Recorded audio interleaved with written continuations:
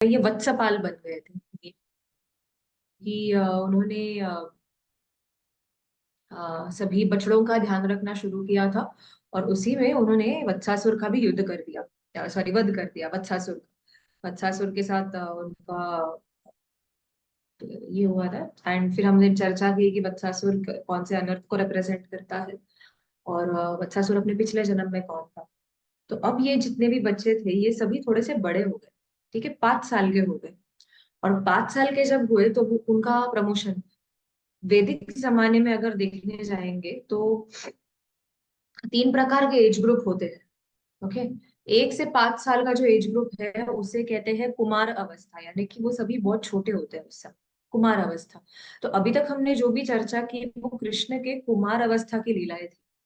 फिर 5 से 10 साल का जो एज होता है उसे कहते हैं, 6 से 10 मतलब आफ्टर 5, 6 to 10 का जो एज ग्रुप होता है उसे कहते हैं पौगंड अवस्था।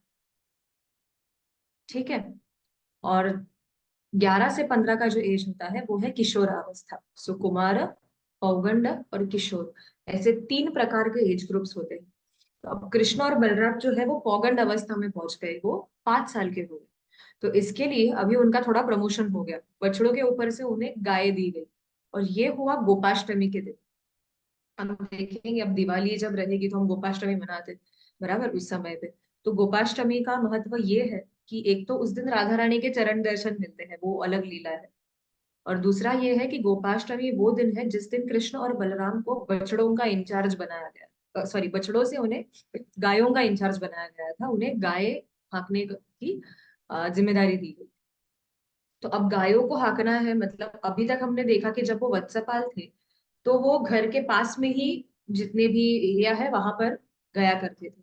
लेकिन अब जैसे ही गायों की जिम्मेदारी आ गई तो वो वन में और अंदर अंदर जाने लगे और अलग अलग वनों में जाने लगे। वृंदावन में अगर देखेंगे पूरे ब्रजमंडल में 12 वन है टोटल। ओके, तो उसमें से एक है तालवन। तो आज की ये जो कथा है ये तालवन से रिलेटेड है। तो कृष्ण और बलराम अगर इन दोनों को आप देखने जाओगे तो दोनों जैसे जैसे वय में वो, उम्र में वो बड़े हो रहे थे, तो वैसे वैसे उनका सौंदर्य जो है वो और बढ़ता जा रहा था। ठीक है।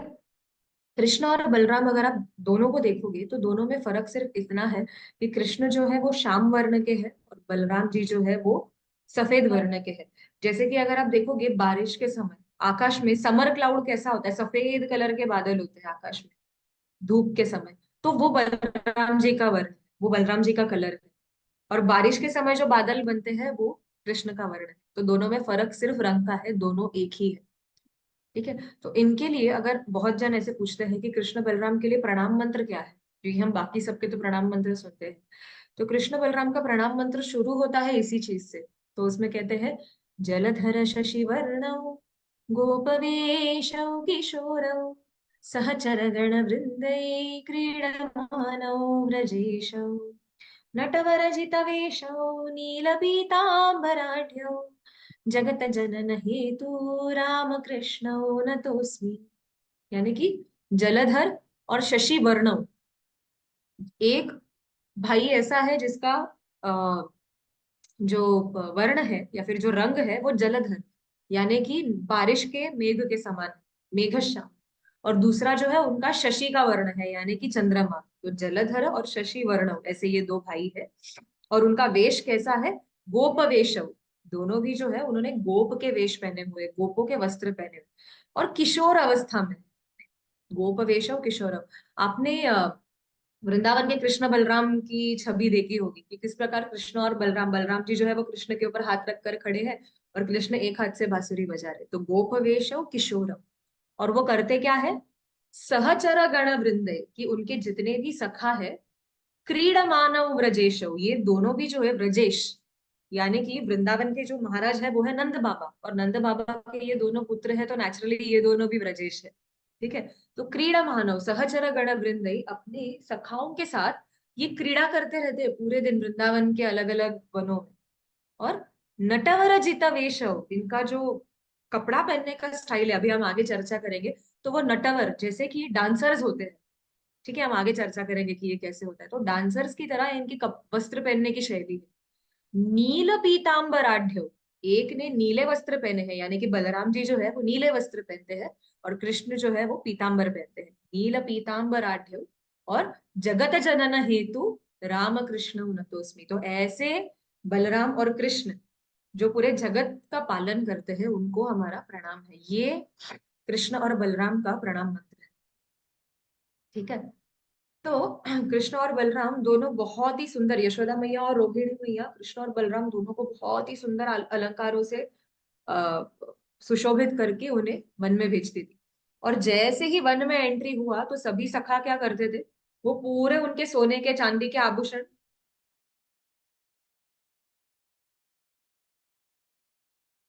से डेकोरेट करना। तो ये कृष्ण का वन श्रृंगार जो है, कृष्ण और बलराम का, ये उनके सखा करते थे।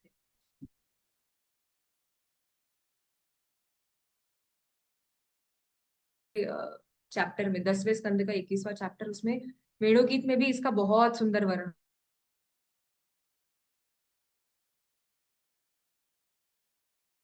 मालानुवृत्त परिधान विचित्र वेशौ मध्ये विरेजतुरलं पशुपाल गोष्ठ्या रंगे यथा नटवरौ क्वच गायमानौ। तो आप देखोगे दोनों भी श्लोकों में कृष्ण और बलराम, इनको नटवर से संबोधित किया गया है। तो नटवर क्यों? क्योंकि कृष्ण और बलराम जब भी गाय चराने जाते थे तो इनके अलग अलग गेम्स होते थे। फिर गेम्स में जैसे ही ब्रेक आ गया तो एक ये ऐसे चलता था कि जो है वो दोनों डांस करते, तो एक डांसिंग कंपटीशन लग जाता था सबके बीच में, कि फिर कृष्ण आएंगे और अपना नृत्य करेंगे, बलराम जी आएंगे वो नृत्य करेंगे, गोप जो है वो मुरली बजाएंगे या फिर बाजा बजाएंगे। ऐसे अलग अलग प्रकार के उनके खेल होते थे। और कृष्ण और बलराम जब नाचते थे तो वो उनकी धोती को क्या करते थे, कस के बांध देते थे ऊपर, जैसे हम करते हैं ना। लड़कियां भी जब भी डांसिंग कीर्तन शुरू होता है, हम लोग हमारा दुपट्टा बांध लेती है, साड़ी को थोड़ा ऊपर ये कर लेंगे, तो उसी प्रकार से कृष्ण बलराम भी अपने धोती को ऊपर कस के बांध लेते थे। थोड़ा घुटनों तक उनकी धोती आती थी, अपनी पगड़ी कसते थे, और फिर वो अपना नृत्य शुरू करते थे। और नृत्य का आवेग ऐसा होता था उनका, इतने स्पीड में गोल घूमना या नाचना होता था कि यशोदा मैया और रोहिणी मैया ने पहनाया हुआ जितना भी सोने का आभूषण है, एक उधर उड़ गया, एक इधर उड़ गया। सब जगह अलग अलग जगह उनके आभूषण जो है वो गिर जाते थे। और फिर कृष्ण के सखा जो है वो उनका वन श्रृंगार करते थे। तो ये इसमें कहा गया है कि चूत प्रवाल, यानी कि जो आम के नए नए ऐसे स्प्राउट्स निकलते ना, मैंगो के, तो उससे बरह, बरह मतलब पीकॉक फेदर्स, अलग अलग जो भी वन में मिलेगा उससे कृष्ण और बलराम का आभूषण होता था। और ये दोनों नटवर जो है रंगे यथा नटवर, जिस प्रकार स्टेज पे ये एक्टर्स या फिर डांसर्स ये करते, कच्चा गाया मानो गाते हुए और नृत्य करते हुए पूरे वृंदावन के वनों में घूमते थे। और होता ऐसे था कि कृष्ण जब भी नृत्य करते थे तो उस समय देवताएं ऊपर से देखते रहते थे। और देवता जो है सभी फूलों का वर्षाव करते होते थे, जितने भी देवता है, ऋषि है, मुनि है, सिद्ध है, गंधर्व है, जो भी है। सिर्फ एक कैटेगरी ऐसे होती थी जो नृत्य नहीं करती होती, जो फूलों की वर्षा नहीं करती होती थी, और वो थी अप्सराएं। क्योंकि अप्सराएं नोट्स लिखते रहती थी, ओ ये स्टेप ऐसे करना है, ओ वो स्टेप ऐसे करना है, क्योंकि कृष्ण और बलराम इतना सुंदर नृत्य करते रहते थे। तो अप्सराएं जो होती थी वो नोट्स लेती थी इन दोनों से कि ओ इस ताल पर ऐसे नाचना है, उस ताल पर ऐसे नाचना है। और देवता जब भी फूलों की वर्षा करते थे तो कृष्ण के ऊपर फूल बरस रहे, बलराम जी के ऊपर फूल बरस रहे। और जब भी गोप नाचते थे तो उस समय तो फूलों की वर्षा नहीं होती थी, जब भी इनके सखा नाचते थे तो सखा सभी कहते थे ये ऐसे कैसे होता है कि जब भी तुम दोनों नाचते हो तो फूलों की वर्षा होती है, और हम जब नाचते हैं तो हमारे ऊपर ऐसे कुछ क्यों नहीं आता। तो अभी कृष्ण और बलराम तो बता नहीं सकते, अरे देवता हमारे ऊपर फूलों की वर्षा कर रहे हैं ऐसे कुछ। तो बलराम जी कहते थे अरे हम नाचते हुए देखो, आप नोटिस करो, हम पेड़ों के नीचे रहते हैं यूजुअली, तो पेड़ कैसे, पेड़ों पे से फूल तो गिरना स्वाभाविक है, कभी ऐसे कुछ टकरा वगैरह गया तो पेड़ों पे से फूल गिरे थे, तो वही कहते हैं आप इतना ध्यान मत दो। ये फूल जो है ये ऐसे कुछ अलग बोलते हैं, it is not something out of the blue, ये पेड़ों पर से ही गिर रहा है हमारे ऊपर। तो ऐसे करके कृष्ण और बलराम बहुत सारे लीलाएं करते थे। और जहां जहां कृष्ण और उनके मित्र जाते थे वहां पर वृंदावन के ये जितने भी वृक्ष है, ये उन्हें फल प्रदान करेंगे, हनी प्रदान करेंगे, या फिर उनके पत्तों पे से अलग अलग श्रृंगार ये गोप करते थे। आपने भगवत गीता का एक बहुत ही प्रसिद्ध श्लोक सुना होगा, पत्रम पुष्पम फलम तोयम यो मे भक्त्या प्रयच्छति तदहम भक्ति उपरितम अश्नामि प्रयतात्मना। कृष्ण भगवत गीता में कहते हैं कि पत्रम, एक पत्ता सिर्फ, पुष्पम एक फूल, फलम एक ही फल, ओके, तोयम और थोड़ा सा पानी। पत्रम पुष्पम फलम तोयम यो में भक्त्या प्रयच्छति, जो कोई भी मुझे इन चारों में से कोई भी एक भक्ति भाव से अर्पण करेगा, तद अहम भक्ति ऊपर, तब मैं उसकी उस भक्ति को स्वीकार करके अश्नामी प्रयतात्मना, उसने जो भी मुझे ऑफर किया हुआ है उसे मैं ग्रहण करता हूँ, उसे मैं एक्सेप्ट करता हूँ। ऐसे कृष्ण बलराम कहते हैं, ऐसे कृष्ण भगवत गीता में कहते हैं। ठीक है, और हम काफी उदाहरण देख सकते हैं शास्त्रों में, जैसे कि पत्रम का उदाहरण, पत्ते का उदाहरण अगर आप देखोगे तो हम देखते हैं रुक्मिणी माता, जब कृष्ण का तुलाभार हुआ था, आप सबको ये प्रसिद्ध कथा पता होगी कि कृष्ण का जब भी तुलाभार हुआ था, तो उस समय रानियों ने अपना सारा सोना दे दिया, लेकिन कृष्ण का वजन फिर भी भारी था, कृष्ण के वजन को मैच नहीं कर पा रहे थे। और फिर उस समय रुक्मिणी माता ने एक तुलसी का पत्ता, जो सोना हीरे चांदी जितने भी उनके गहने हैं उसके ऊपर रख दिया, और कृष्ण तुरंत बिक गए। तो पत्रम, पत्रम यहाँ पे कृष्ण प्रूव कर रहे कि कोई भी एक बस तुलसी का पत्ता मुझे अर्पण कर दो प्रेम से, मैं उसे स्वीकार करूंगा। पुष्पम, फूल के इसमें हम देखते हैं गजेंद्र, गजेंद्र का उदाहरण देखते हैं कि गजेंद्र जब मगरमच्छ उन्हें पकड़कर घसीट कर लेकर जा रहा था, तो गजेंद्र ने लास्ट मोमेंट पे बस एक कमल दिख गया सामने, वो उठाकर भगवान को अर्पण कर दिया और भगवान दौड़ते हुए चले आए। बराबर। सूरदास जी अपने इसमें कहते हैं कि शंख चक्र गदा त्यजी गरुड़ चढ़ी सिधारे, कि भगवान जो है शंख चक्र गदा पद्म सब कुछ छोड़कर भागे। और अनेक जो आचार्य है वो ये भी कहते हैं कि भगवान को लगने लगा कि गरुड़ का स्पीड इतना फास्ट नहीं है, गजेंद्र को बचाने के लिए मैं नहीं पहुंच पाऊंगा, तो भगवान गरुड़ से उतरे, एक हाथ से उन्होंने गरुड़ को उठा लिया और वो खुद भागने लगे गजेंद्र को बचाने के लिए। ऐसे भी कई आचार्य कहते हैं। और कुछ आचार्यों का ये भी मत है कि हम भगवान विष्णु के हाथ में जो फूल देखते हैं, जो कमल का पुष्प देखते हैं, वो एक्चुअली गजेंद्र ने अर्पण किया हुआ है, तब से भगवान कमल पुष्प को धारण करने लगे हाथों में। तो ये पुष्पम का उदाहरण है कि पुष्प अर्पण कर दिया और भगवान की प्राप्ति हो गई। फलम, फल का उदाहरण अगर आप देखोगे रामायण में बड़ा प्रसिद्ध है, शबरी जूठे बेर खिला रही थी, बराबर, जूठे बेर शबरी के खाए, बहुविधि स्वाद बताई, सब सो ऊंची प्रेम सगाई। बराबर, कि भगवान जूठे बेर को भी बड़े प्रेम से खा रहे थे। और तोयम का अगर आप उदाहरण देखोगे कि जिसने जल अर्पण करके भगवान को प्रसन्न किया, तो वो है अद्वैत आचार्य। पंचतत्व में हम देखते हैं कि अद्वैत आचार्य ने गंगा जल और तुलसी के पत्ते दोनों भी अर्पण करके भगवान को आह्वान किया कि हे भगवान, कलयुग में इन जीवों का उद्धार कौन करेगा, क्योंकि सब भक्ति के मार्ग से भटक रहे हैं। और अद्वैत आचार्य के इस गंगा जल अर्पण करने की वजह से चैतन्य महाप्रभु इस पृथ्वी पर आ गए। तो हमने अलग अलग भक्तों के उदाहरण देखे, जिसमें किसी ने पत्ता दिया, किसी ने फूल दिए, किसी ने फल दिए, किसी ने पानी दिया। लेकिन वृंदावन के वृक्ष ऐसे महात्मा है कि वो चारों अर्पण करते हैं भगवान को।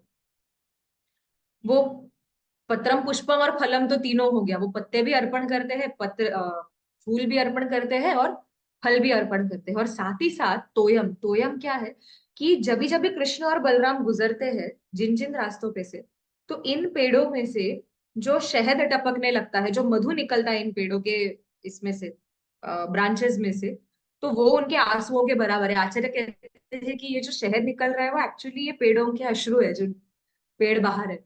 तो पत्रम पुष्पम फलम तोयम, ये फल और मतलब ये जो वृक्ष है वृंदावन के, ये बहुत ही बड़े उच्च कोटि के साधु महात्मा है।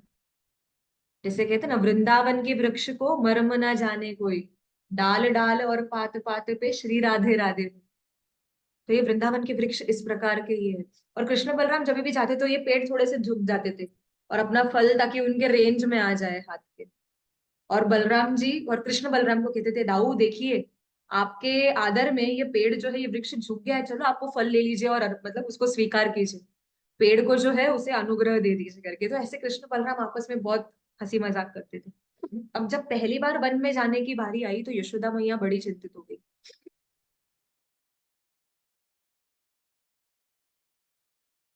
का वध किया करता था, वहां भी कुछ ना कुछ शैतानी चलते रहती थी। अब वन में इतने दूर जाएगा तो संभालेगा कौन इसे, इसकी रक्षा कौन करेगा। तो तब यशोदा मैया जो है वो नेचुरली बड़े भाई को रिस्पॉन्सिबिलिटी दे देती है, यानी कि बलराम जी। और बलराम जी से कहती है, देखो कान्हा जो है, मैं इससे तुम्हारे साथ भेज रही हूँ, तुम्हारा एक काम है, इसका हाथ बिल्कुल छोड़ना नहीं है। हाथ पकड़ कर लेकर जाओ और हाथ पकड़ कर लेकर आओ, क्योंकि अगर इसका हाथ छोड़ दिया, ये कहीं ना कहीं भाग जाएगा। हो सकता है यमुना मैया दिख गई और एक्साइटमेंट में जाके यमुना मैया में कूद जाए, फिर कैसे निकालोगे उसे बाहर? तो बलराम जी बोलते नहीं नहीं भैया, मैं नहीं हाथ छोड़ूंगा, मैं कस के पकड़ के रखूंगा, मैं कान्हा को यमुना की ओर जाने भी नहीं दूंगा। फिर यशोदा मैया कहती है कि आप हो सकता है कि कृष्ण जो है किसी गुफा में चले जाए। कुतूहल लगता है ना कि अरे इसके अंदर क्या होगा, तो किसी गुफा में चले जाएंगे और वहां पे अंधेरा होगा या फिर कोई जंगली जानवर होंगे, तो तब क्या करोगे? तो बलराम जी बोलते नहीं नहीं भैया, कान्हा को मैं गुफा में जाने ही नहीं दूंगा, अपने आंखों से दूर कहीं नहीं जाने दूंगा, मेरे सामने ही रखो। यशोदा मैया कहती है इसे पेड़ पर चढ़ने नहीं देना। तो बलराम जी बोलते हैं पेड़ पर मैं चढ़ने दूंगा ही नहीं, लेकिन अगर चढ़ गया तो मैं भी चढ़ जाऊंगा उसे नीचे उतरने। यशोदा मैया कहती है तुम मत चढ़ना, क्योंकि तुम्हें भी पेड़ से उतरना आता नहीं, फिर तुम दोनों को उतारने के लिए हमें किसी और को भेजना पड़ेगा।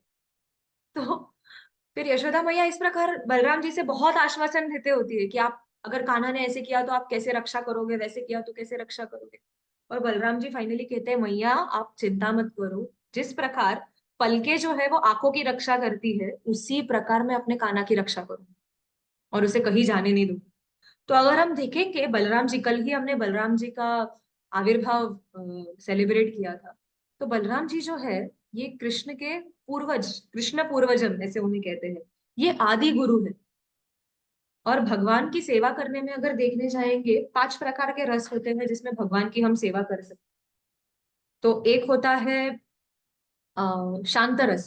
शांत रस मतलब न्यूट्रल, जैसे कि भगवान का ऑल्टर है या फिर भगवान के जो शैया है, ये सब जो है ये शांत रस में होते हैं। तो बलराम जी जो है वो शांत रस में भी भगवान की सेवा करते हैं। किस प्रकार से? तो शेषनाग बनकर, कीर्तन में साथ देने के लिए मृदंग बनकर, करताल, और भगवान की जितने भी सामग्री है, आरती की थाली हो, ऑल्टर हो, बलराम जी खुद वृंदावन धाम बनकर विस्तरित हो जाए। तो ये शांत रस में भगवान की सेवा करते। फिर आता है दास्य रस, यानी कि भगवान को अपना स्वामी मानना और स्वयं को उनका दास मानकर उनकी सेवा करना। तो दास्य रस में हम तो जानते हैं लक्ष्मण के अवतार में किस प्रकार लक्ष्मण जी ने राम के एक दास के प्रति सेवा की। तो ये बलराम जी है, जब लक्ष्मण अवतार होता है तो उस समय वो दास्य भाव में भगवान की सेवा करते हैं। फिर उन्होंने सोचा अरे छोटा भाई बनने में बहुत प्रॉब्लम है, क्योंकि भगवान राम को वनवास जाना पड़ा, इतना सब करना, अगर मैं बड़ा होता तो मैं ये सब होने ही नहीं देता। तो फिर वो सोचते अगले बार से मैं बड़ा बनकर ही आऊंगा, मैं छोटा भाई बनने वाला नहीं। और इसके लिए आगे के जितने भी अवतार अगर देखेंगे, तो इसमें बलराम जी जो है वो कृष्ण के अग्रज यानी कि बड़े भाई बनकर आते हैं। और फिर दूसरा होता है, फिर दास्य भाव के ऊपर जो तीसरी रति होती है वो होती है सख्य रति। सख्य मतलब फ्रेंड्स की तरह। तो हम तो यहाँ पर देखते ही है कि कृष्ण और बलराम वन में कैसे दोस्तों की तरह वो घूमते रहते थे। तो as a friend Krishna Balram बहुत खेलते कूदते एक दूसरे के साथ। चौथा है वात्सल्य रति, यानी कि एक जो माता पिता को जो अपने पुत्रों के प्रति प्रति या फिर बच्चों के प्रति जो प्रेम होता है उसे कहते हैं वात्सल्य रति। तो इसी प्रकार बलराम जी एक बड़े भाई होने के नाते वो कृष्ण के बारे में बहुत प्रोटेक्टिव है, हर बार कृष्ण की रक्षा करने की सोचते हैं। तो ये वात्सल्य भाव में भी बलराम जी का प्रेम जो है वो प्रदान होता है। और पांचवी है माधुर्य रति, यानी कि जिस प्रकार राधा रानी और कृष्ण का संबंध है, एक प्रेमी और प्रेमिका का संबंध, तो उसमें बलराम जी जो है वो अनंग मंजरी, यानी कि राधा रानी की छोटी बहन, उसके रूप में वो अपने आप का विस्तार करते हैं और माधुर्य रस में भी कृष्ण की सेवा करते हैं। तो इस प्रकार हम देखेंगे कि पांचों रति जो है शांत, दास्य, सख्य, वात्सल्य और माधुर्य, इन पांचों रति में बलराम जी कृष्ण की सेवा करते हैं। तो ये बलराम जी है कौन? बलराम जी स्वयं भगवान है, लेकिन उनका जो मूड है वो एक सेवक का है। स्वयं भगवान लेकिन सेवक का मूड लेके। ठीक है, तो इसके लिए हम कहते हैं Krishna is the supreme personality of godhead and Balram ji is the supreme personality of servitor godhead, यानी कि सेवा करने में जो आगे है उसमें बलराम जी आते हैं। और बलराम जी जो है वो गुरु तत्व को दर्शाते हैं। तो हमारे जितने भी गुरु है या पूरी जो गुरु परंपरा है, ये सब जो है ये बलराम जी के ही डायरेक्ट एक्सपांशन हम बोल सकते हैं। तो Balram ji is a representative of गुरु तत्व।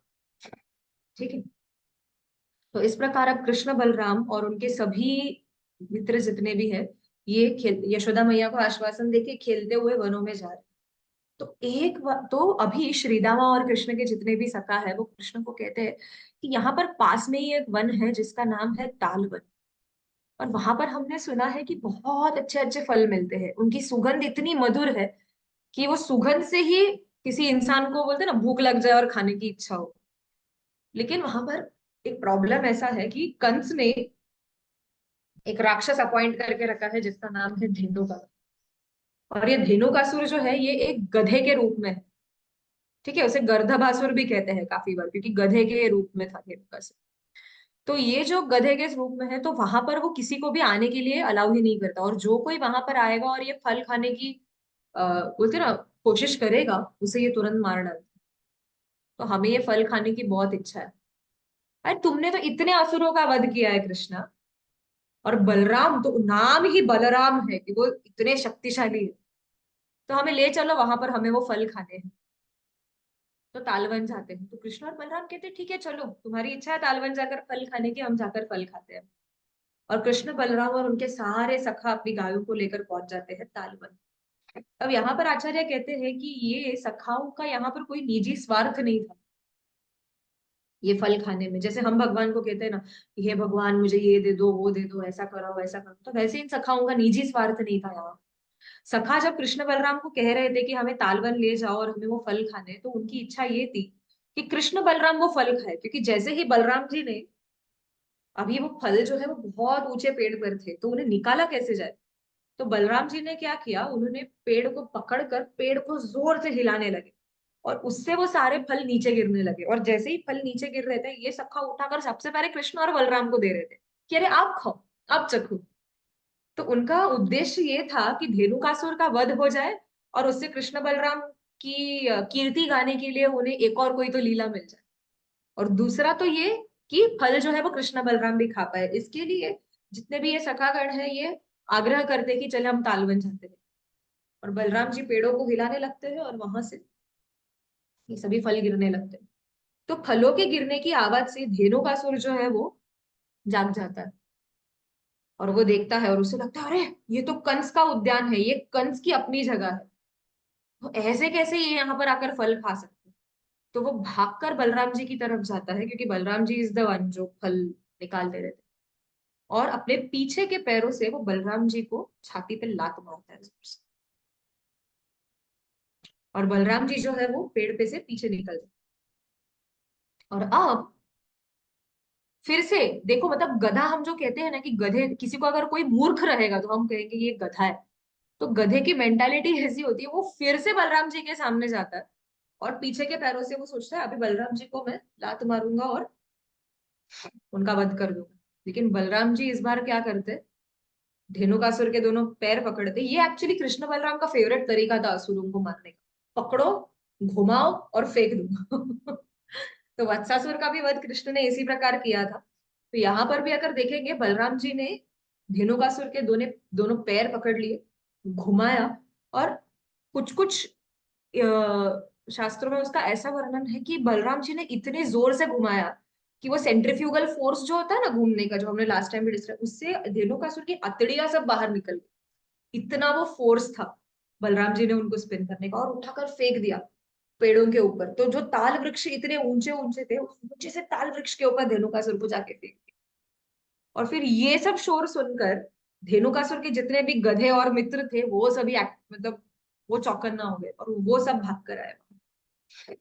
और फिर कृष्ण भी ज्वाइन हो गए। तो आपने लिटिल कृष्णा में देखा होगा, बहुत अच्छे से दिखाया किस प्रकार हर एक गधे को उठा उठा के वो पेड़ों पे फेंकते रहते। तो भागवतम में ऐसा वर्णन है कि ये जितने भी गधे ऐसे अलग अलग पेड़ों पर गिरे हुए थे, ऐसे लग रहा था जैसे कि रंगी बिरंगी पताका लगाया हो, जैसे डेकोरेशन नहीं लगते दिवाली के समय पे। तो उसी प्रकार ये गधे अलग अलग कलर के इन पेड़ों के ऊपर जाके गिरे हुए थे, और सबको घुमा घुमा के उनके प्राण निकाल कर ऊपर फेंका जा रहा था। एंड इतना सब करने के बाद जितने भी सखा थे या फिर जितने भी ग्वाल बाल थे, उन्होंने ये फल खाए ही नहीं। क्यों? क्योंकि अब ये फल जो है वो इन गधों के रक्त से दूषित हो गए थे, और रक्त से दूषित जो भी चीज होती है उसे खाते नहीं। तो इतना सब कुछ किया और फल भी खाया नहीं। और वैसे ही तालवन से वो वहां से निकल गए। तो यहाँ पर बलराम जी का उन्हें एक और ऐसी लीला मिल गई जिससे वो ग्लोरीफाई कर रहे थे बहुत, और बहुत गुणगान कर रहे थे, अरे बलराम जी में क्या शक्ति है। ठीक है, नाम के हिसाब से ही बल जो है इनके अंदर बहुत सारा है। और कैसे धेनुकासुर का वध किया, तो ऐसे कहते कहते कृष्ण बलराम का गुणगान करते करते ये सखा जो है वो तालवन की ओर से निकल जाते हैं। तो अब यहाँ पर हम देखेंगे कि धेनुकासुर जो है ये क्या रिप्रेजेंट करता है। सबसे पहले हम इसके बारे में बात करेंगे। अगर देखने जाएंगे तो वो भूमि जो है वो वृंदावन की भूमि थी, वो ब्रज भूमि थी। और वृंदावन जो है वो कृष्ण का निजी धाम है। जो कुछ वहां पर है वो सभी कृष्ण का है। ओके। तो धेनुकासुर एक ऐसी मेंटालिटी को रिप्रेजेंट करता है, फॉल्स प्रोप्राइटरशिप मेंटालिटी। ये मेरा है। जैसे हम अभी कहते हैं ये घर मेरा है, ये टेबल मेरा है, ये लैपटॉप मेरा है, ये कुर्सी मेरी है। ओके। जितनी भी वस्तुएं हमें दी गई है वो सब भगवान के पास से आई है। और रादर देन थिंकिंग दिस कि ओके ये भगवान का है, ये भगवान की संपत्ति है जो मेरे पास दी गई है और उसका मुझे ध्यान रखना है, और जब जरूरत आए तो उस चीज को मैं भगवान की सेवा में यूज करूं। तो ये सोचने के बजाय जब हम जनस्य मोहोयम अहम मम इति, लोगों का मोह ये है, जनस्य मोहोयम अहम मम इति, आई मी एंड माई, ये जो मेंटालिटी है इसे दिनों का सर रिप्रेजेंट कर। क्योंकि जमीन थी वृंदावन की, सब कुछ है वो कृष्ण बलराम का है। तो जब कृष्ण बलराम आए तो ideal response would have been कि आइए, ये जितने भी फल है ये सब आपके ही है, आप एक्सेप्ट कीजिए। ये सोचने के बदले अरे तुम ये फल चुराने की कैसे कोशिश कर रही हो, ये एरिया मेरे अंडर आता है, कंस का है। तो ये जो है ये धेनुकासुर ने गलत एक ये रखा, फॉल्स प्रोप्राइटर मेंटालिटी रखी। दूसरी वस्तु अगर देखेंगे तो धेनुकासुर एक और रिप्रेजेंट करता है कि मिस आइडेंटिफिकेशन स्पिरिट, मतलब हमारा शरीर को जो हम रिलेट करते हैं, अपने आप को शरीर के साथ रिलेट करना, उसी प्रकार हर एक जीव का स्वरूप होता है कि वो कृष्ण का नित्य दास है। हमारा सिर्फ एक ही काम है कि कृष्ण का दास बने रहना है और कृष्ण की सेवा करनी है पूरे जीवन। लेकिन यहाँ पर धेनुकासुर किसकी चाकरी कर रहा था? कंस की। सोच रहा ये था कि मैं जो हूं मैं कंस का सेवक हूं। सो ये जो मिसआइडेंटिफिकेशन है, ignorance of one spiritual identity, ये सोचना कि मैं शरीर हूँ, और नेचुरली जैसे ही हम सोचते हैं कि मैं शरीर हूँ तो आई मी एंड माइन आ जाता है कि मेरे शरीर के साथ रिलेटेड जो कुछ है वो सब मेरा है। ठीक है, बहुत बार हम देखते हैं अभी कि मेरा भारत महान, मेरा ये महान, मेरा मतलब होते हैं ना देश के प्रति इतने एग्रेसिव होकर लोग कहते हैं। देश प्रेम होना अच्छी बात है, लेकिन देश के प्रति ये इतना प्रेम होता क्यों है, वो एग्रेशन होता क्यों है? Just because of the thought कि मैंने इस देश में जन्म लिया है इसके लिए ये देश महान है। जस्ट थिंक अबाउट इट ना, पाकिस्तानी कोई ये नहीं सोचेगा कि भारत महान है, क्योंकि उसकी अटैचमेंट पाकिस्तान से है। क्यों? क्योंकि उसने पाकिस्तान में जन्म लिया। कोई भारतीय सोचेगा मैंने भारत में जन्म लिया इसके लिए भारत महान है। लेकिन जब हम आत्मा के स्तर पर देखेंगे तो वसुधैव कुटुंबकम, जो हम गीता के सत्र में चर्चा कर रहे थे, तब जाके हम आई मी एंड माइन के मेंटालिटी से बाहर आ जाए। तो ये धेनुकासुर का प्रॉब्लम एक और था कि इग्नोरेंस ऑफ स्पिरिचुअल आइडेंटिटी। ये सोचने के बजाय कि हम कृष्ण के सेवक हैं, हम बलराम के सेवक हैं, ये सोचना कि ये सब कुछ मेरा है। और बोलते हैं ना मैं कंस का सेवक हूँ और कंस के लिए मुझे इस उद्यान की रक्षा करनी है। ये दूसरा प्रॉब्लम था। तीसरा प्रॉब्लम है, तीसरा अनर्थ जो है, अगर गधे का हम लोग टिपिकल ये देखेंगे, गधा क्या खाता है? घास खाता है। बराबर। और घास फ्रीली अवेलेबल है हर जगह, किधर भी जाएंगे तो घास अवेलेबल होगी। लेकिन फिर भी वो क्या करेगा? परिश्रम करेगा, क्योंकि वो ये सोचता है कि मेरा मालिक जो मुझे जब मुझे खिलाएगा तभी ही मुझे खाना मिल जाए। तो इसके लिए बोझा ढोएगा, सब कुछ करेगा, मालिक से मार खाएगा, और फिर जाके जब उसे खाना मिलते तो लगा हाँ मैंने कमाया, I earn this food. You know, ये भी हमारी आजकल की मेंटालिटी है। भगवान ने हर एक जीव जैसे ही इस भौतिक जगत में भेजा जाता है, भगवान ने उसके उदर निर्वाह की पूरी व्यवस्था कर ली होती है। तो जितना हमारे हिस्से में है वो हमें मिलेगा। तो उसके लिए अति परिश्रम करना, या फिर ये सोचना अगर मैंने ऐसे किया नहीं तो फिर क्या होगा, मेरा कैसे चलेगा, मैं क्या कर पाऊंगा, संसार कैसे चलेगा, ऐसा नहीं होता। जितना हमारे नसीब में है वो हमें वैसे भी मिलने ही वाला है। तो भक्ति को छोड़कर अति प्रयास करते रहना और वो लोभ रखना कि ये भी चाहिए वो भी चाहिए वो भी चाहिए, तो ये एक और धेनुकासुर की मेंटालिटी। हमने पिछले इसमें मुझे लगता है शकटासुर में डिस्कस किया था, प फ ब भ म। गधे का किस प्रकार होता है, परिश्रम करेगा, मुंह से फेस निकलने लगेगा तब तक परिश्रम चलेगा, बोझाड़ होएगा वो, भय के कारण, बोलते हैं ना वो मलमूत्र का त्याग करता है, लिटरली इतना बोझा होता है उसके ऊपर है कि अगर मैं ये नहीं करूंगा तो क्या, अल्टीमेटली करते करते मृत्यु। तो हम सब भी यही धेनुकासुर के चक्र में फंसे हुए, प फ ब भ म। ठीक है। एक इसके रिलेटेड एक बहुत अच्छी कथा है कि कृष्ण जो है वो एक दिन अपने महल में बहुत देर से आते। तो सत्यभामा देवी उन्हें पूछती है कि आप किधर थे पूरे दिन, क्या कर रहे थे। तो बोलते हैं बस मैं चेक कर रहा था कि संसार में जितने भी जीव है उन सबको अपना भोजन मिला है या नहीं। सत्यभामा देवी सोचती है अच्छा ठीक है कोई बात नहीं। अगले दिन फिर से वही देर से आते हैं। कहाँ थे, तो मैं चेक कर रहा था कि संसार में जितने भी जीव हैं उनके उन्हें अपना भोजन मिला है या नहीं मिला।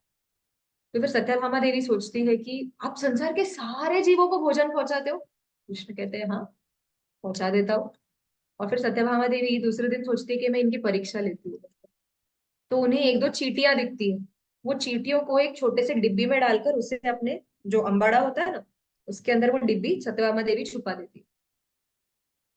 तीसरे दिन फिर से कृष्ण आते देर से। क्या कर रहे थे, संसार में सभी जीवों को भोजन पहुंचा रहा था। आर यू श्योर सभी जीवों को भोजन पहुंचा है। कृष्ण कहते हैं हाँ पहुंचा दिया है, सबको मिल गया है। हाँ। और फिर सत्यभामा देवी सोचती है अभी मैं डब्बी निकाल कर दिखा दूंगी इन्हें, ये छोटी सी डिब्बी, और बताऊंगी देखो ये चींटियों को नहीं मिला। और जैसी वो डिब्बी निकालती है और डिब्बी खोलती है तो देखते हैं कि चींटियों के मुंह में शक्कर के दाने होते हैं।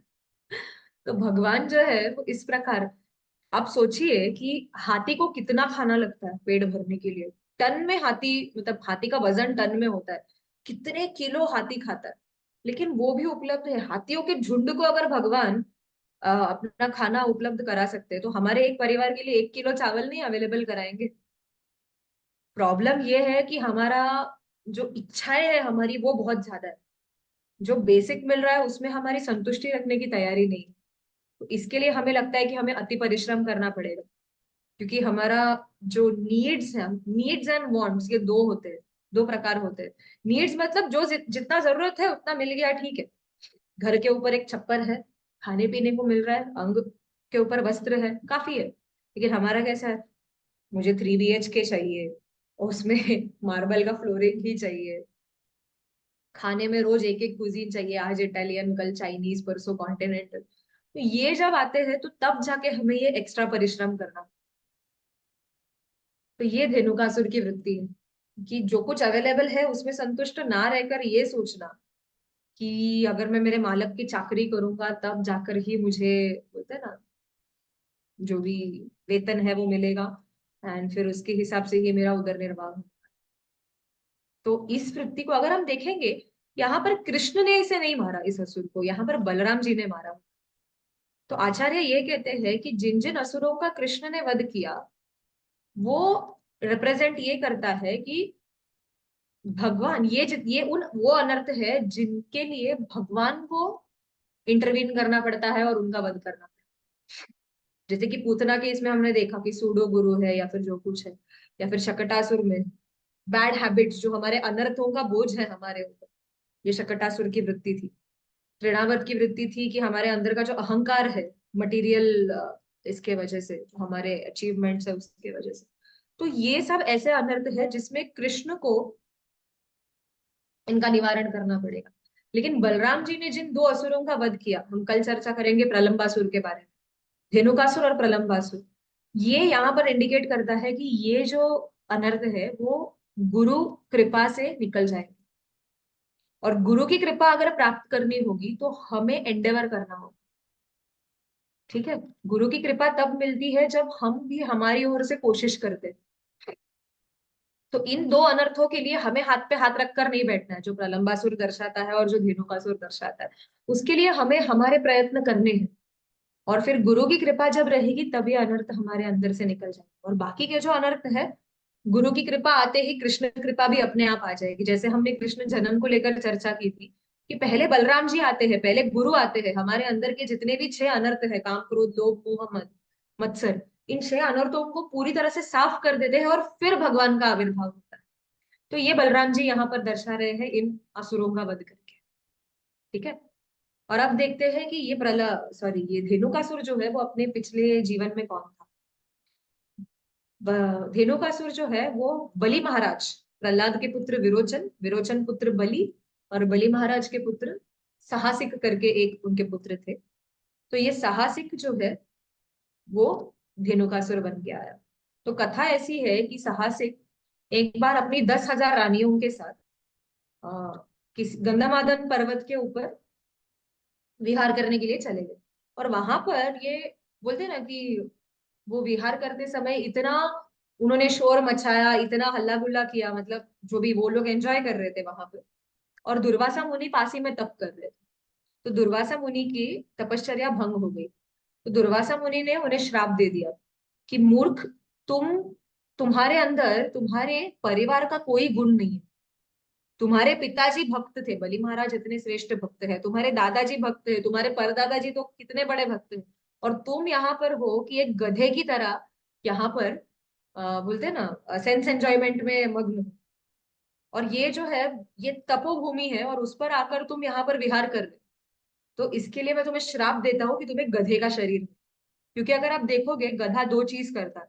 गधा एक तो कड़ी मेहनत करेगा घास प्राप्त करने के लिए, और दूसरा जब भी उसे एक बोलते हैं ना, जब भी वो किसी गधी के तरफ आकर्षित होता है और उसके पीछे पीछे जाता है तो गधी के लात खाता है, गधी लात मारती है गधे को, लेकिन फिर भी वो उसके पीछे पीछे जाएगा। तो ये जो हमारे अंदर काम वासना होती है कि हर बार लात खाकर, हर बार मार खाकर भी हम फिर से उसी काम वासना के पीछे भागते हैं, ये एक गधे की मेंटालिटी है। तो क्योंकि तुम्हारे अंदर भी ये टेंडेंसी है, तो दुर्वासा मुनि साहसिक को श्राप देते हैं कि तुम गधे के रूप में परिवर्तित हो जाओगे, और वो धेनुकासुर बन जाता है। और तब जब वो क्षमा मांगते हैं तो दुर्वासा मुनि को शाप दे देते हैं कि ठीक है, इसमें से बलराम जी के हाथों तालवन में तुम्हारा उद्धार। तो ये एक कथा आती है। और दूसरी कथा ऐसे है कि साहसिक देवताओं से युद्ध जीतने के बाद गंधमादन पर्वत पर घूमते होते हैं, और वहां पर उन्हें तिलोत्तमा नाम की अप्सरा दिखाई दी। और तिलोत्तमा को देखकर वो काफी आकर्षित हो जाते हैं, और तिलोत्तमा उन्हें कहती है, तो तिलोत्तमा एक्चुअली जाते होती है चंद्रदेव के पास, सोम के पास। पर साहसिक कहते हैं मैं तो इतनी देर तक रुक नहीं सकता तुम्हारे लिए, तुम मेरे साथ आ जाओ। तो ऐसी जब उनकी चर्चा चलते रहती है तब दुर्वासा मुनि का तपस्या, मतलब दुर्वासा मुनि पास में ही होते हैं। और दोनों की एक गलत बातें सुनकर दुर्वासा मुनि जो है वो इतने क्रोधित हो जाते हैं कि तपोभूमि पर आकर ये ऐसे बोलते हैं ना, नॉनसेंसिकल टॉक चल रहा है इनका। तो इसके लिए वो दोनों को श्राप दे देते हैं। तिलोत्तमा को श्राप देते हैं कि तुम अप्सरा के इस पे से गिरकर एक राक्षस कुल में जन्म लो। और इसे भी कहते हैं कि तुम असुर बन जाओ साहसिक को, और साहसिक बन जाता है धेनुकासुर। और तिलोत्तमा जो है वो बाणासुर की पुत्री उषा बनकर जन्म लेती। तो जैसे कि हमने पिछले सत्रों में भी चर्चा की थी कि जब भी कोई भक्त या फिर साधु हमें श्राप देते हैं तो उस समय वो भी एक बहुत बड़ा वरदान है। तो यहाँ पर हम देखेंगे कि साहसिक का उद्धार हुआ बलराम जी के हाथों, जो ऐसे पॉसिबल नहीं था। बराबर। और ये जो उषा है, जो तिलोत्तमा उषा बनती है, आगे जाकर इनका विवाह होता है अनिरुद्ध के साथ। अनिरुद्ध कौन है? कृष्ण के पुत्र प्रद्युम्न, प्रद्युम्न के पुत्र अनिरुद्ध, यानी कि कृष्ण के पोते के साथ जो है उषा का विवाह हो जाता है। तो तिलोत्तमा के लिए भी इट वॉज लाइक श्राप था कि राक्षस कुल में जन्म लिया। बाणासुर की कथा आप कृष्णा बुक में पढ़ सकते हैं। श्राप तो था, लेकिन आगे जाकर ये वरदान बन गया क्योंकि उनका विवाह हुआ कृष्ण के पोते के साथ। तो ये आज की धेनुकासुर की कथा थी। हम यहीं पर समाप्त करेंगे। किसी का कोई कमेंट्स, कुछ एडिशन, कोई प्रश्न हो तो ठीक है। किसी के कोई प्रश्न है? ठीक है, कल मिलेंगे फिर से 8 बजे, और कल प्रलंबासुर के ऊपर चर्चा करेंगे। ठीक है। मैं आपके साथ एक मंत्र शेयर करती हूँ बलराम जी का, हम रिपीट कर सकते हैं सभी साथ में, कि ये बलराम जी का प्रणाम मंत्र है इंडिविजुअली। ठीक है। साथ में हम सब बोलेंगे, एक एक करती हूँ। नमस्ते स्तु हलग्राय, नमस्ते मुसलायुध, नमस्ते रेवती कांत, नमस्ते भक्तवत्सल, नमस्ते बलिनाम श्रेष्ठ, नमस्ते धरणीधर, प्रलाम्बारे नमस्तेस्तु पाहि माम कृष्ण पूर्वज। ठीक है, तो यहाँ पर वो क्या कह रहे हैं, नमस्तेस्तु हलग्राय, जो हल को धारण करते हैं, और नमस्ते मुसलायुध, जो मुट्ठी से युद्ध करते हैं, मुसलायुध। नमस्ते रेवती कांत, रेवती के पति, बलराम जी के पत्नी का नाम रेवती था, तो रेवती के पति रेवती कांत। नमस्ते भक्त वत्सल, क्योंकि अगर हम देखेंगे बलराम जी की विशेषता ये है कि वो कृष्ण से भी ज्यादा कृपालु है। अगर एक तरफ हम देखेंगे, कृष्ण पांडवों का पक्ष लेते थे, लेकिन बलराम जी को दुर्योधन बहुत प्रिय थे। बलराम जी जो है वो बहुत ही भोले, तो बलराम जी को दुर्योधन बहुत प्रिय थे, और इतना कि वो सुभद्रा का विवाह दुर्योधन के साथ कराना चाहते थे।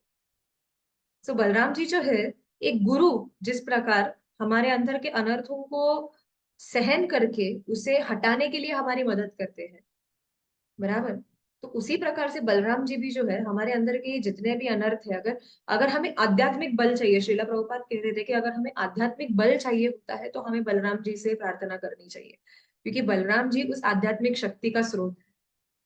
तो बलराम जी की जब प्रार्थना करेंगे तब जाके हमारे अंदर ये आध्यात्मिक शक्ति आएगी, जिससे हम माया का सामना कर सके, और कृष्ण की प्राप्ति भी जो है वो जल्दी हो जाएगी। और यही बलराम जी नित्यानंद प्रभु के रूप में आते हैं कलयुग में, चैतन्य महाप्रभु और नित्यानंद प्रभु, बराबर। तो इसके लिए नरोत्तम दास ठाकुर कहते हैं, हेनो निताय बिने भाई राधा कृष्ण पाइते नाय, कि बिना नित्यानंद प्रभु की कृपा के राधा कृष्ण की प्राप्ति जो है वो नहीं हो सकती। तो इसके लिए हमें क्या करना है, दृढ़ कोरी धोरो नितायर पाए, दृढ़ होकर नित्यानंद प्रभु के चरण पकड़ लीजिए, क्योंकि नित्यानंद प्रभु जब हम पर कृपा करेंगे तब जाके राधा कृष्ण की प्राप्ति आसानी से हो जाएगी। हम देखते हैं कि जब बलराम जी थे तो बलराम जी बड़े क्रोधित होते थे, धेनुकासुर का वध किया, प्रलंबासुर का वध किया। आगे जाकर भी अगर आप कृष्णा बुक पढ़ेंगे तो वहां पर देखेंगे कि काशीराज जब बहुत हंस रहा था, जब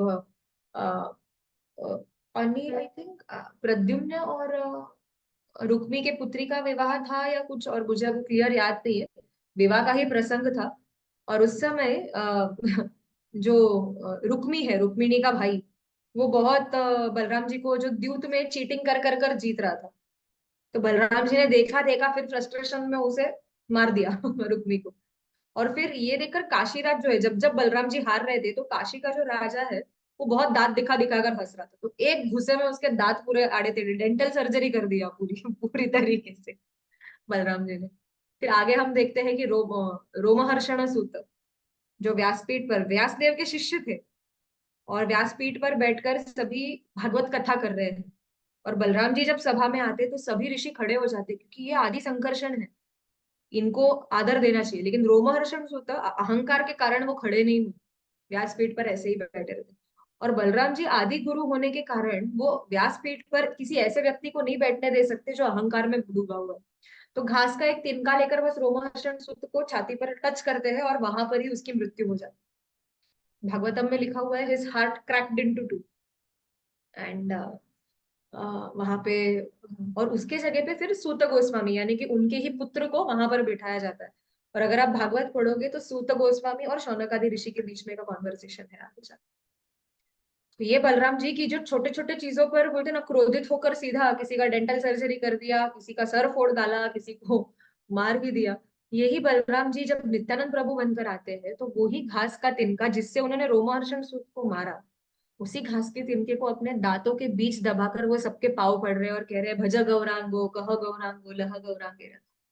ये बलराम जी की करुणा है। जगाई मधाई, अगर आप कथा जानते हो होंगे जगाई मधाई की, कि जगाई मधाई इतने पापी थे कि चित्रगुप्त को के पास भी रिकॉर्ड नहीं था कि कितने पाप जगाई मधाई ने किए हो।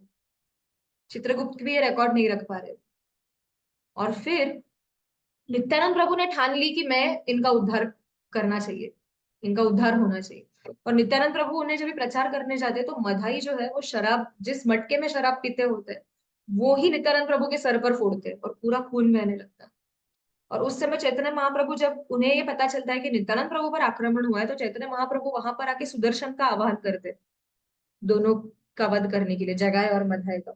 लेकिन नित्यानंद प्रभु चैतन्य महाप्रभु के पांव पड़कर उन्हें रोकते हैं कि नहीं नहीं, इन दोनों का वध मत कीजिए, हमने अवतार लिया है इस कलयुग में पतित पावन के रूप में, तो अगर हम सब वध करना शुरू करेंगे तो सबका ही करना होगा, क्योंकि कलयुग में सभी लोग प्रैक्टिकली इनके ही कैटेगरी के, तो किस किस का वध करेंगे, बचेगा कौन फिर उद्धार करने।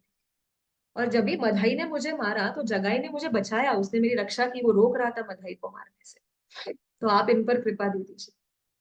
और ये जो जगाई मधाई जो इतने पापी थे, अगर आज भी आप मायापुर में जाओगे नवद्वीप में, तो मधाई टील नाम की एक जगह है जहां पर मधाई की समाधि है, और उन्हें बहुत एक संत की तरह पूजा जाता है वहां पर। ऐसा उनका उद्धार किया नित्यानंद प्रभु के रूप में भगवान ने। तो बलराम जी जो है ये बहुत बहुत करुणामय है। एक बहुत पहले तो हम जब ये चर्चा हो रही थी कृष्ण बलराम के ऊपर, तो चैतन्य महाप्रभु सब पे, तो कृष्णानंद प्रभु करके एक ब्रह्मचारी है राधा गोपीनाथ में, उन्होंने एक बहुत अच्छा एग्जाम्पल दिया। उन्होंने कहा कि हम जब भी भौतिक जगत में कोई एग्जाम देते हैं तो हमें कैसे होता है, मिनिमम 40% पासिंग चाहिए हो, तब जाके पास करेंगे और अगले सत्र में भेजेंगे। लेकिन कृष्ण जो है वो इतने कृपालु है, वो कहते हैं कि तुम बस एग्जाम दो, 40% नहीं मिला तो भी मैं तुम्हें पास करूँ। ये कृष्ण की करुणा है। लेकिन जब वो ही कृष्ण राधा रानी का भाव लेकर चैतन्य महाप्रभु के रूप में आते, तो वो और कंसेशन देते। वो कहते हैं कि तुम सिर्फ अपना नाम लिखो क्वेश्चन पेपर पे, पूरा आंसर मत लिखना, चलेगा कोई प्रॉब्लम नहीं, लेकिन मैं तुम्हारा उद्धार कर दूं, बस अपना नाम लिखना आंसर शीट पर। और जो लोग इतने आलसी है कि एग्जाम हॉल में आकर आंसर शीट में अपना नाम लिखने का भी कष्ट नहीं उठाएंगे, नित्यानंद प्रभु उनके द्वार पर जाकर दरवाजा खटखटाएंगे और पूछेंगे आपका नाम क्या है। ये बलराम जी की करुणा है, ये नित्यानंद प्रभु की करुणा है। तो द बेस्ट वे, क्योंकि राधा कृष्ण कि अगर प्रेम को प्राप्त करना है तो बहुत कठिन है, बहुत ही उच्च गोल है, वो बहुत ही ऊंचा गोल है।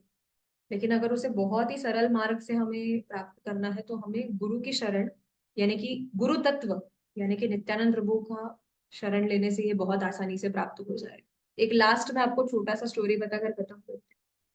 यहाँ पर गोविंद देव जी का जो मंदिर है, यहाँ पर राधा गोविंद देव जी का, वहां पर परम पूज्य हलधर स्वामी महाराज आए थे कथा करने के लिए। 4 दिन तक उनकी वृत्रासुर कथा चल रही थी भागवतम, बहुत सुंदर कथा हुई। और एक दिन कथा के बीच में महाराज जब बैठे हुए थे, जो फूलों का हार उन्हें पहना था, तो उसके अंदर से उसमें कीड़ा था शायद, और वो कीड़ा उनके कपड़ों के ऊपर आ गया। एंड एक भक्त उठे और उन्होंने उस कीड़े को निकाल कर साइड में कर दिया। तो जैसे ही महाराज ने ये देखा, महाराज तुरंत बोले कि ये कीड़ा जो है ये एक ऐसा जीव है जो रिजेक्टेड है हमेशा, कोई भी कीड़े को अपने ऊपर नहीं धारण करेगा, बराबर। भगवान के ऊपर रखना तो दूर की बात है, हम कभी भी ऐसे नहीं सोचेंगे कि चलो भगवान के श्रृंगार में अभी इस कीड़े को रख देते हैं। हटाएंगे हम सबसे पहले, हमारे ऊपर से भी हटाते, भगवान के ऊपर से भी हटाते। तो पॉसिबिलिटी ही नहीं है कि कोई कीड़ा भगवान के पास तक पहुंच सके या भगवान को छू सके। लेकिन वही कीड़ा जब फूलों के माला का आश्रय ले लेता है तो भगवान के सर तक पहुंच सकता है। तो हम जो है, हम भी इस कीड़े की तरह है, हम रिजेक्टेड पीस है कंप्लीटली। हमारे अंदर उतनी पात्रता है ही नहीं कि हम भगवान को प्राप्त कर सके।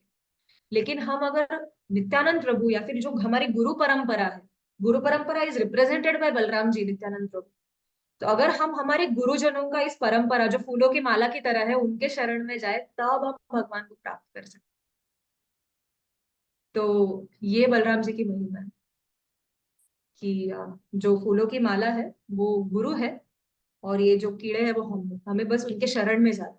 तब जाकर जब वो हार भगवान को पहनाया जाएगा, कि गुरु जब हम वहां पर अर्पण करेंगे हमें, तो हम भगवान को प्राप्त कर सकते हैं। तो बलराम जी की कृपा से ही हम कृष्ण को प्राप्त कर पाएंगे, नित्यानंद प्रभु की कृपा से हम राधा कृष्ण के प्रेम को प्राप्त कर सकते हैं। हरे कृष्णा वंदन।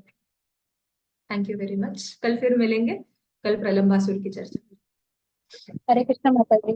हरे कृष्णा वंदन।